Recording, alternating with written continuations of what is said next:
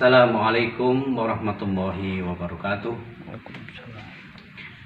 Alhamdulillahirabbil alamin wal aqibatu lil muttaqin wala udwana illa 'alal zalimin.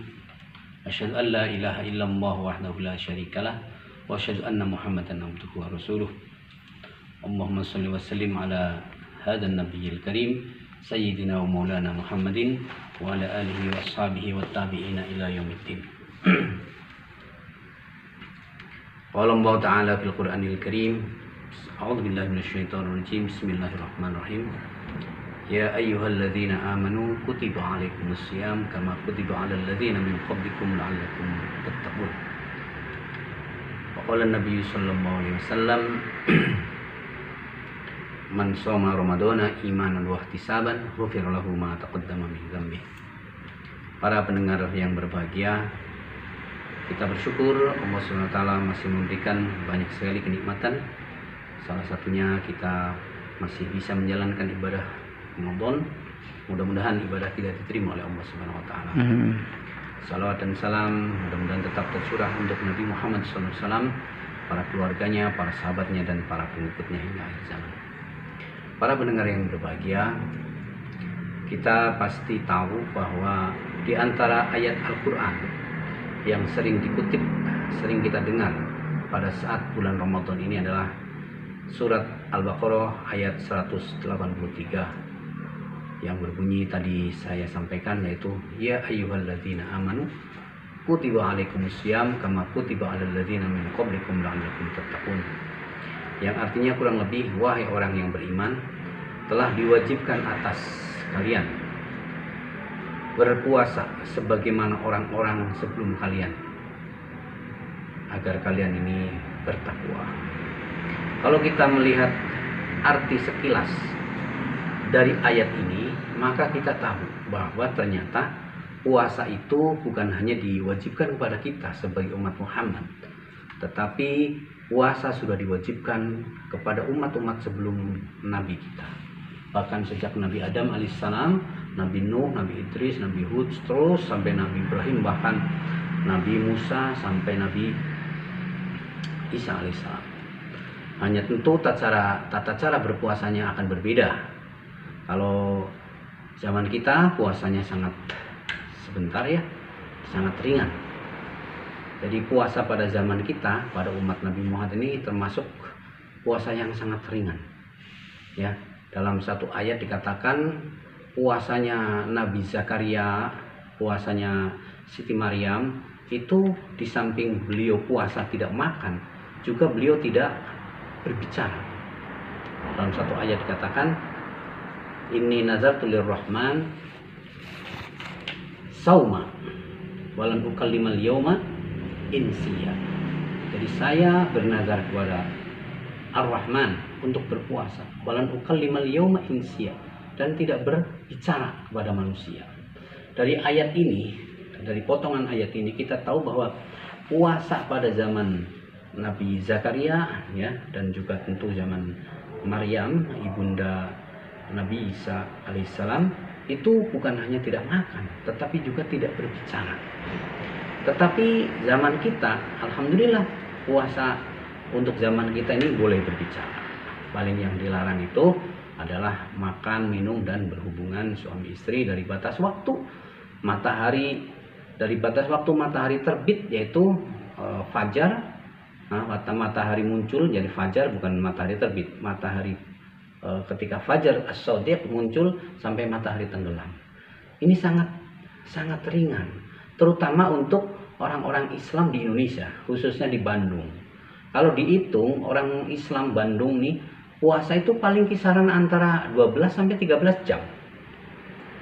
Coba, sangat ringan sekali. Bandingkan dengan puasanya orang-orang yang di luar Indonesia, khususnya pada saat ini tahun 2021 atau 1442, ini ada daerah-daerah tertentu, wilayah seperti di daerah kutub utara sana, seperti Finlandia, ya, terus di negeri-negeri daerah Greenland itu puasanya itu hampir 20 jam. Hampir 24 jam lama puasanya. Sedang satu hari satu malam kan hanya 24 jam. berarti 24 jam. Ya, hampir 20 jam, berarti 4 jam itu dipakai untuk buka, untuk sholat maghrib, untuk sholat isya, untuk terawih, dan untuk sahur. Coba bayangin, 20 jam puasa. Kalau kita alhamdulillah orang Bandung ya, atau orang Indonesia lah pada umumnya, rata-rata antara 12 sampai 13 jam. Maka kita harus bersyukur pada Allah. Allah demikian mudah. Sepertinya Allah tuh memanjakan kepada kita umat Islam di Indonesia.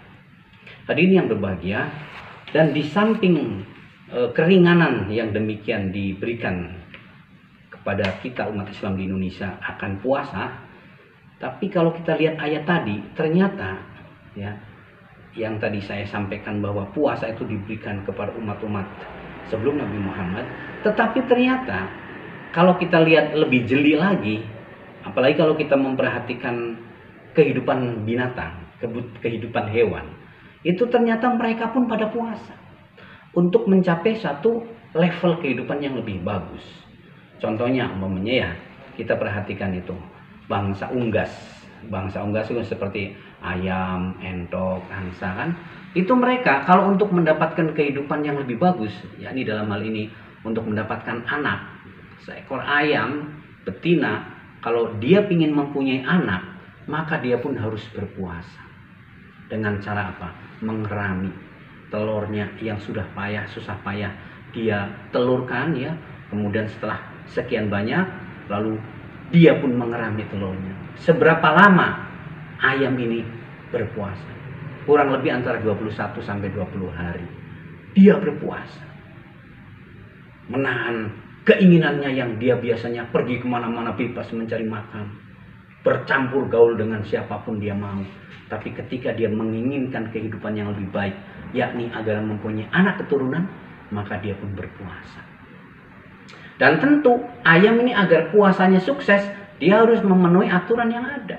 Hanya ayam itu tentu berdasarkan instingnya kan. Tetapi ada saja ayam yang tidak mengikuti aturan.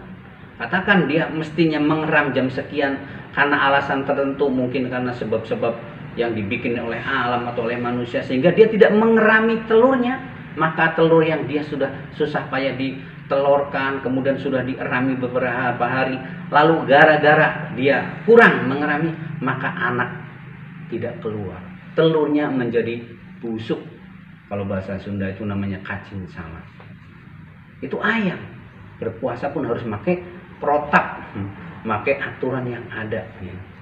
Jadi ayam pun untuk mendapatkan kehidupan yang lebih bagus harus berpuasa, dan tidak sembarang puasa. Harus sesuai aturan.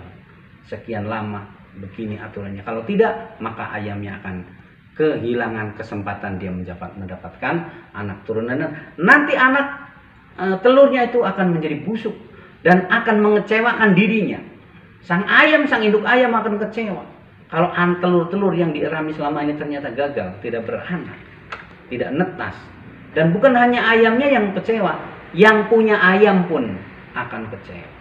Itu salah satu contoh bahwa binatang pun berpuasa untuk mendapatkan kehidupan yang lebih bagus. Demikian juga ulat. Ulat itu yang kelihatannya itu menjijikkan, pada umumnya kita kan jijik melihat ulat. Tapi ulat ini akan menjadi perubahan makhluk yang sangat indah dipandang apabila dia melakukan puasa juga. Dalam hal ini ulat kalau mau menjadi berubah ya, dalam ilmu biologi dikatakan metamorfosis, berubah bentuk, dia berpuasa dulu selama beberapa hari ya. Kita tahu paling tidak dia 12 hari untuk berubah menjadi kepompong. Selama menjadi kepompong kurang lebih 12 hari dia berpuasa. Dia tidak makan seenaknya seperti waktu dia masih jadi ulat kan, dia makan daun seenaknya, kenyang-kenyangnya, nggak ada istirahatnya tuh ulatnya. Tapi setelah ulat itu berpuasa karena dia ingin berubah menjadi seekor pompong, kupu-kupu yang indah, dia harus puasa selama kurang lebih 12 hari. Setelah ulat ini berpuasa sesuai dengan protap yang ada, aturan, kalau dalam Islam puasanya harus memenuhi rukun dan syaratnya yang tepat, maka ulat ini akan berubah menjadi seekor kupu-kupu yang bisa terbang kemana dengan penuh riangnya. Dan kita melihat kupu-kupu pun indah, senang. Inilah para pendengar yang berbahagia, semuanya itu baik ulat, ayam, agar sukses dalam berpuasanya tentu memenuhi aturan-aturan. Sekarang bagaimana agar puasa kita berhasil menjadi idaman? Apa idaman puasa kita? Apa tujuan puasa kita? Adalah agar la'allakum tattaqun. Agar kita menjadi setelah selesai bulan Ramadan ini, kita berubah menjadi orang-orang muttaqin, sehingga kita menjadi orang-orang yang sukses. Sebagaimana nanti ketika kita Idul Fitri, maka ada doa minal aidin wal faizin, taqabbalallahu minna wa minkum siyamana wa siyamakum minal aidin wal faizin. Ini adalah ucapan kita ini menjadi orang yang sukses. Nah, tetapi untuk menjadi orang yang sukses dalam berpuasa, kita tentu harus memenuhi protap itu tadi. Tata caranya ada. Intinya kita harus memakai ilmu dalam berpuasa. Ya, karena segala sesuatu memang harus memakai ilmu. Hal-hal yang kecil pun untuk sukses harus memakai ilmu. Apalagi hal-hal yang besar. Contohnya hal-hal yang kecil harus memakai ilmu. Contohnya kita bikin sambal. Dikiranya bikin sambal itu tanpa ilmu. Agar sambalnya enak, istri kita. Kenapa istri kita enak? Karena istri kita menggunakan ilmu dalam bikin sambal. Bikin sayur asam. Kenapa istri kita sayur asamnya enak? Kita mau memakannya. Karena istri kita membikin sayur asam dengan ilmu. Nah, sekarang nih para pendengar yang berbahagia, bagaimana agar puasa kita ini diterima oleh Allah? Pun harus pakai ilmu. Jangan dianggap puasa seperti biasa aja sebagaimana tradisi yang ada. Jangan, saudara. Jangan sayang nanti. Jangan. Nanti akan kita khawatir nanti jadi, kalau toh jadi telur yang dierami induknya, tuh takutnya jadi telur yang cacing calang atau telur yang busuk, tidak netas. Ini khawatir. Maka perlu kita pakai ilmu. Dan ilmu itu diambil dari Al-Quran dan Al-Hadis. Ya, serta pendapat-pendapat ulama. Di antara ilmu yang diambil dari Al-Quran dan Al-Hadis adalah, ini akan saya sampaikan, ada satu hadis yang mengatakan, malam yada' qaulaz zur wal amala bihi falaysa lillahi hajatun fi ayyada'a ta'amahu wa syarabahu. Ini hadis ini sederhana, ringkas tapi padat. Ini sebagai modal kita dalam berilmu, modal kita dalam berpuasa agar mengikuti ilmu. Artinya kurang lebih begini. Malam yada qaulaz zur, barang siapa yang selama berpuasa tidak meninggalkan ucapan bohong, ucapan dusta, ucapan penuh dengan kemaksiatan, wal amala bihi, dan selama berpuasa juga tidak meninggalkan perbuatan-perbuatan yang bohong, yang nipu, perbuatan-perbuatan yang melanggar aturan agama, falaisa lillahi hajatun, maka Allah tidak perlu terhadap orang itu fi ayyada'a ta'amahu wa syarabahu, orang itu meninggalkan makan dan minum. Maksudnya apa? Kalau kita puasa, ya, terus kita ngomongnya masih seenak mau semau kita, seenak wudel sendiri, ngomong masih kotor, masih jorok, masih suka bohong, wal amalabi, kelakuannya pun masih sesuka dia, maka Allah tidak mau menerima. Walaupun kita sudah capek-capek tidak makan tidak minum, itu capek-capek kita tidak makan dan minum itu tidak dianggap oleh Allah. Allah tidak perlu itu. Maka yang berbahagia, jamaah sekalian, para pendengar yang berbahagia, ingat, puasa itu bukan hanya tidak makan dan tidak minum, bukan hanya itu. Tetapi tinggalkanlah perkataan kotor kita, sumpah serapah kita. Tinggalkanlah perbuatan-perbuatan kita yang menipu lah, yang korupsi lah, yang segala macam perbuatan yang melanggar aturan agama, tinggal. Maka para ulama menyimpulkan, ya, dalam kitab Durratun Nasihin, yang katanya ini kitabnya perlu dikoreksi, tapi bagi saya ini kitab ini diantaranya menjelaskan ada 5 hal yang kalau kita berpuasa harus kita tinggalkan. Pertama, al-kirbu, jangan bohong. Orang puasa ngomong yang bohong aja di mana-mana, maka puasanya, pahalanya hilang. Yang kedua, al-ghibatu, jangan suka berghibah. Hibah itu apa? Menceritakan kejelekan orang. Sekiranya orang yang mendengar cerita kita, dia akan tidak suka. Itulah hibah namanya. Kita menjelek-jelekin orang tanpa ada orangnya. Dan kalau orang itu mendengar pembicaraan kita, orang itu tidak suka, itu namanya riba. Itu membuat pahala puasa kita hancur. Yang ketiga, an-namimah. An-namimah itu mengadu domba. Ngadu domba. Ngadu domba itu bisa jadi omongan ke pihak A, pihak B itu betul bisa jadi. Tetapi tujuannya memang supaya dua orang atau dua pihak ini bertempur, berantem, pecah. Itu nggak boleh. Jadi berbohong, riba, ya, ngomongkeun batur kalau orang Sunda bilang, kalau orang Jawa bilang ngerasani, nggak boleh ini. Kemudian mengadu domba. Ya, kita zaman sekarang kan ada teknologi, ya, mengirim share kemana-mana, padahal belum tentu benar ini. Belum tentu benar kita kirim kemana-mana. Jangan lakukan itu sembarangan. Kalau belum pasti benar, lebih baik kita tahan puasa. Ya, kita lagi puasa. Kemudian yang keempat adalah al-yamin al-ghamus. Yaitu apa? Bersumpah palsu. Sumpah palsu. Tadi kan sudah bohong dikatakan. Kenapa ini sumpah palsu? Padahal bohong juga. Ini bisa jadi maksudnya di saat bulan puasa, terutama di menjelang lebaran, kan banyak orang-orang dagang.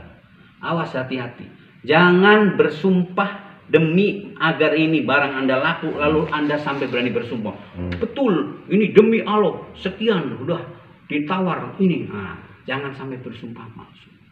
Yang kelima, an-nazru bisyahwat. Melihat dengan syahwat. Maka jagalah pandangan mata kita selagi kita lagi berpuasa. Kalau tahu nonton TV, carilah acara-acara yang bagus. Tapi usahakan kurangilah nonton-nonton TV itu. Atau melihat HP, atau melihat pandangan mata. Melihat mata kita tidak bisa dijaga, ya, maka ini akan berhati-hati, ya, agar harus kita berhati-hati. Kalau tidak, maka puasa kita akan tidak ada nilai di sisi Allah Subhanahu wa taala. 5 perkara tadi itu mudah-mudahan kita bisa mengamalkan, bisa menjaga, dan kita bisa mengelola. Insya Allah dengan kita menjaga 5 perkara ini, insya Allah dengan niat kita kepada Allah Subhanahu wa taala, mudah-mudahan puasa kita diterima oleh Allah Subhanahu wa taala. Itu saja yang bisa saya sampaikan. Wassalamualaikum warahmatullahi wabarakatuh. Waalaikumsalam warahmatullahi wabarakatuh.